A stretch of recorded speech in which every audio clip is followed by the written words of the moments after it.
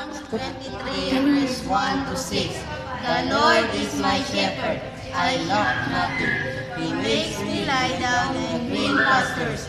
He leads me beside the quiet water. He refreshes my soul.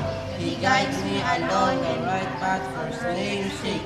Even though I walk through the darkest valley, I will fear no evil, for you are with me.